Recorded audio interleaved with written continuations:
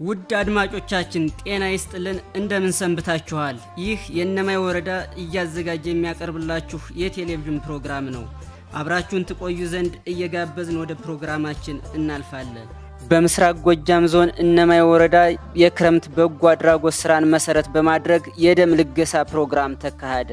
ደም ሲለግሱ ያገኘናቸው የእነማይ ወረዳ የመንግስት ኮሚኒኬሽን ጉዳይ ጽህፈት ቤት ኃላፊ አቶ ደጓዬ ነው እንደተናገሩት የደም መስጠት ጠቀሜታው ደም በማጣት የሚሞቱ እናቶችና ህፃናትን መታደግ ነው ብለዋል። አቶ ደጓ አክለውም ደም መስጠት ሌላ ተጓዳኝ ችግር የሌለው መሆኑን ከህክምና ባለሙያዎች እንደተረዱ ገልጸዋል። ደም መስጠት በዋናነት በደም እጦት ምክንያት የሚሞቱ እናቶች ህፃናት አሉ። ስለዚህ በዚያ ምክንያት ለሚሞቱ ህፃናት እኔ ደም ብሰጥ የነሱን ህይወት መታደግ ስለሆነ ለዚህ ነው ደም ልሰጥ የመጣሁኝ።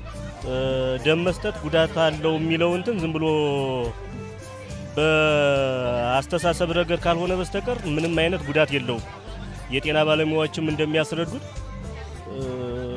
ደም መስጠት ያን ያህል እንደውም ለራስ ፍሬ ያደርጋል እንጂ ምንም የሚተካ ደም ስለሆነ ለኛም የማይጠቅም ደም ስለሆነ የኛም ማንጠቀምበት ደም ደግሞ ለሌላ በዚህ ምክንያት ለሚሞቱ እናቶች መስጠት ለሚሞቱ ህፃናት መስጠት ትልቅ እንትን ስለሆነ በእኔ ላይ ምንም አይነት ተጽዕኖ አድርሶብኝም አያውቅም። ምንም ችግር የለውም። እኛውም ማህበረሰብ በተለይ ደም ቢሰጥ አንደኛ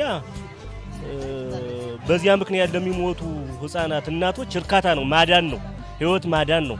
ስለዚህ ዝም ብሎ ምንም አይነት ምናልባት የማይሰጥ ሰው ሊኖር ይችላል። ለምሳሌ በሽታ መድኃኒት የሚውጥ ምን የጤና ባለሙያዎች እንዲሉ እሱን ደግሞ እነሱ ቸክ አድርገው ስለሆነ መስጠት የማይችል ሰው አይሰጥም ስለሚል ስለዚህ ማንኛውም ሰው ደም ቢሰጥ በዚህ ምክንያት ለሚሞቱ ቅድም እንዳልኩት ህፃናት፣ እናቶች፣ ሌሎችም አካላት መታደግ ስለሆነ ሁሉም ሰው ደም ቢሰጥ እመክራለሁ። እንደኔ እነማይ ወረዳ ብልጽግና ፓርቲ ቅርንጫፍ ጽህፈት ቤት አደረጃጀት ዘርፍ ኃላፊ የሆኑት ወይዘሮ ንጹህ አለማየሁ ደም በሰጡበት ሰዓት ሲናገሩ ደም መስጠት የደም እጥረት ለገጠማቸው እናቶችና ህፃናት መድረስ ከመሆን በተጨማሪ ትልቅ በጎነት ነው ሲሉም ገልጸዋል።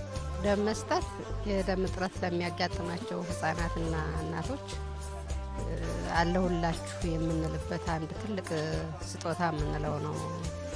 ደም በደም እጥረት ምክንያት በከፍተኛ ሁኔታ የሚሞቱ የሚሰቃዩ እናቶች አሉ። የእነሱን ህይወት ለመታደግ ደም መስጠት በጎነት ነው ብዬ ነው የማስበው። ደም በመስጠት ምንም አይነት የሚመጣ ተጓዳኝ ችግር የለም።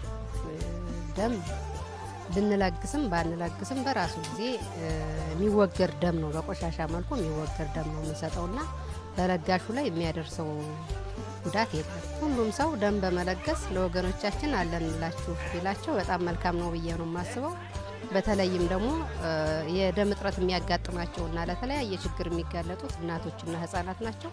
እነዚህ የነገ ሀገር ተረካቢ የሆኑ ህፃናትንና ለነገ ሀገር ተረካቢ የሚያፈሩ እናቶችን ብናግስ መልካም ነው ብዬ ነው የማስበው።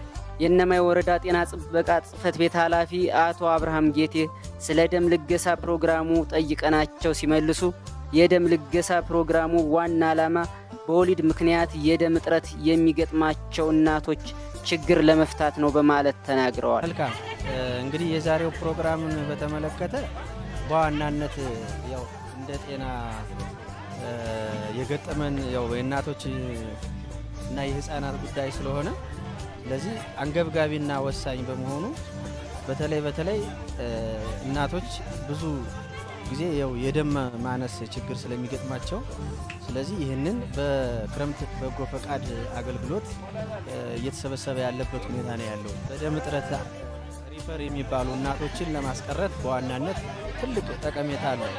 ስለዚህ አሁን የደም እጥረት ሲገጥመን ሆስፒታል ላይም ሆነ ጤና ጣቢያ ላይ ያሉ እናቶች የደም እጥረት ይገጥማቸዋል ብዙ ጊዜ። ስለዚህ ይህንን ለማስቀረት ሰፊ ስራ እየሰራንበት ያለበት አንዱ በበጎ አድራጎትም በወጣቶችም ሌላው እንዲሁ በመንግስት ሰራተኛውም ሰፊ የሆነ ደም መሰብሰብ መቻል አለብን በሚል እናቶችን በዚሁ በሆስፒታል እንዲወልዱና ከተለያየ እንግልትና ከተለያየ ወጪ እንዲድኑ ከማድረግ አኳያ ነው። እኛውም ከ18 ዓመት በላይና እስከ 18 ዓመት እስከ 48 ዓመት እድሜያቸው ያሉ ሰዎች ማንኛውም ሰው መስጠት ይችላል።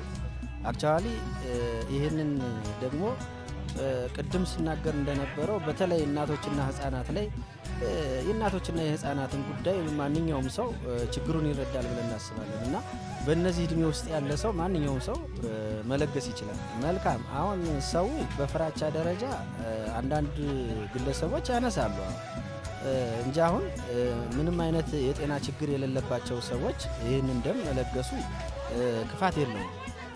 ግን በፍርሃት ደረጃ ብዙ ማህበረሰብ ያነሳል።